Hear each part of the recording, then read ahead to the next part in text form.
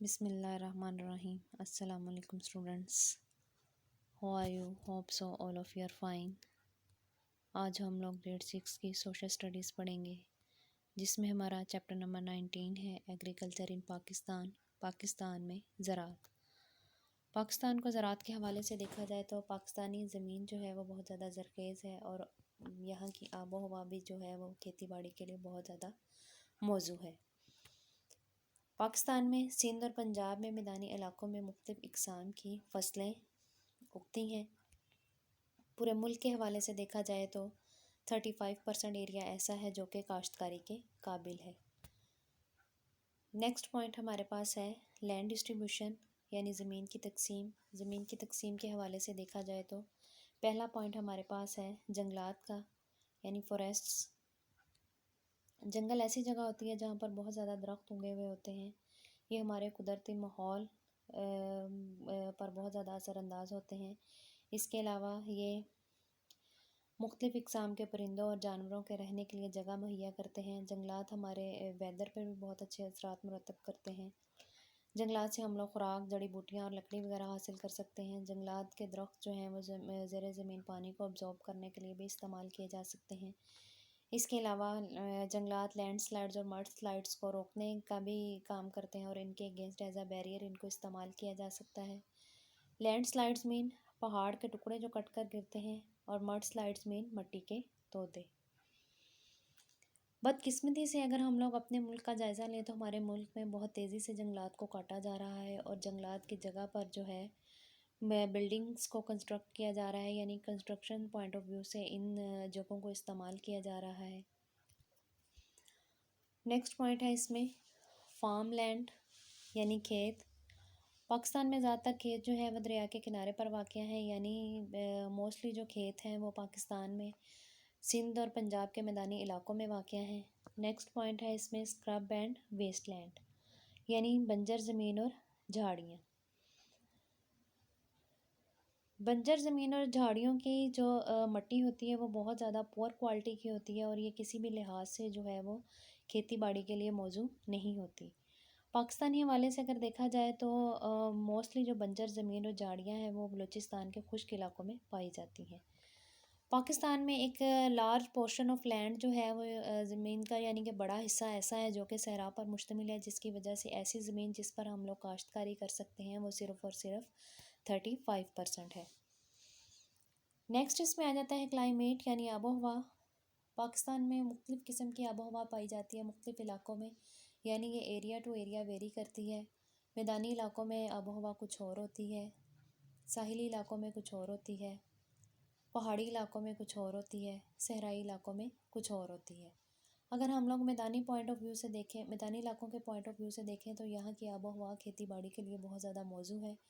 तो यहाँ पर ज़्यादातर ज़राअत का जो काम है, ज़्यादातर फसलें जो हैं वो हमारे मैदानी इलाकों में ही उगाई जाती हैं।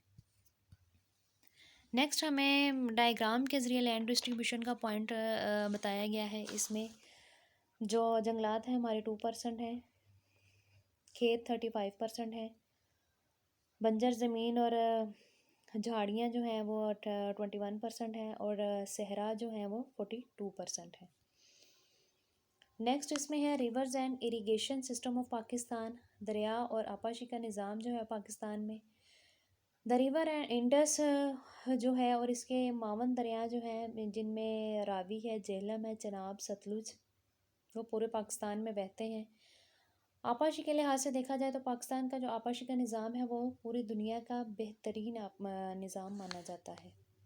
नेक्स्ट इसमें आ जाते हैं हमारे पास मेथड्स ऑफ इरिगेशन, यानी आपाशी के लिए हम कौन कौन से तरीके इस्तेमाल करते हैं। इनमें डैम्स एंड बराज हैं। सबसे पहले डैम्स जो हैं वो आर्टिफिशियल एक स्टोर सिस्टम होता है जिनमें हम लोग पानी को स्टोर करते हैं और बरवक्त ज़रूरत जो है वो इसको इस्तेमाल किया जा सकता है।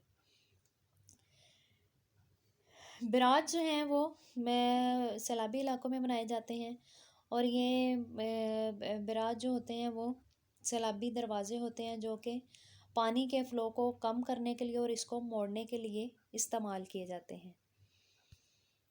कैनल्स यानी नहरें। पाकिस्तान में नहरों का एक बहुत बड़ा नेटवर्क है जो कि पंजाब और सिंध से पानी को दरियाओं से लेकर जाता है खेतों की तरफ।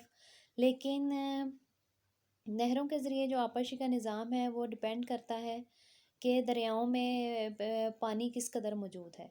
अगर दरियाओं में पानी कम होगा तो इस सिलसिले में जो है वो फिर नहरी निज़ाम के ज़रिए आपाशी को सपोर्ट करने में भी हम लोगों को मुश्किल का सामना करना पड़ेगा।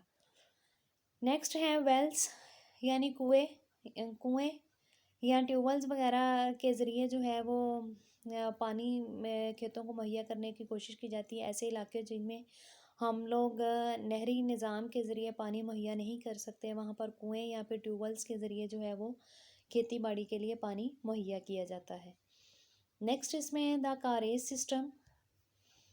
कारेज सिस्टम जो है वो ओल्डेस्ट सिस्टम है हमारे पास आपाशी का, लेकिन बलूचिस्तान में अगर देखा जाए तो अभी भी ये सिस्टम इस्तेमाल किया जा रहा है। कारेज का मतलब होता है ज़मींदोज़ नालियाँ, यानी ज़ेर ज़मीन जो है वो नालियाँ बनाई जाती हैं जिनमें पानी स्टोर किया जाता है और एक जगह से दूसरी जगह जो है वो पहुँचाया जाता है। बलूचिस्तान में ये ज़मींदोज़ नालियाँ बनाने का मकसद ये है कि वहाँ पर क्योंकि गर्मी की शिद्दत बहुत ज़्यादा होती है तो सूरज की तपश की वजह से पानी जो है बुखारात बनकर उठ सकता है, इसलिए ज़मींदोज़ नालियाँ बनाई जाती हैं ताकि उनको एक जगह से दूसरी जगह ट्रैवल करवाया जा सके और उसको वहाँ पर स्टोर भी किया जा सके। नेक्स्ट हमारे पास इम्पोर्टेंट क्रॉप्स हैं जो पाकिस्तान में उगाई जाती हैं। इनमें राइस है, चावल, वीट, गंदम, शुगर केन, गन्ना, कॉटन, कपास। इसके अलावा भी बहुत सी इंपॉर्टेंट फसलें हैं, फ्रूट्स हैं, वेजिटेबल्स हैं जिनको हम लोग पूरे पाकिस्तान में उगाते भी हैं और बाद में इनको एक्सपोर्ट करने के बाद इसके अगेंस्ट जो है वो ज़र मुबादला हासिल करते हैं। ये तो थी बेटा हमारे चैप्टर की रीडिंग। नेक्स्ट हम लोग इसके वर्ड मीनिंग्स देखेंगे। फर्स्ट वर्ड है इसमें फर्टाइल, ज़रख़ेज़, कल्टीवेबल, काबिल ज़राअत, स्क्रबलैंड झाड़ियों का जंगल, एरिड बंजर ज़मीन, ऑर्चार्ड फलों का बाग, डाइवर्स मुख्तलिफ, फ्लड गेट्स पानी के बंद दरवाजे, स्टेगनेंट रुका हुआ बेहरकत, फोडर चारा घास, फ्लेक्स पटसन।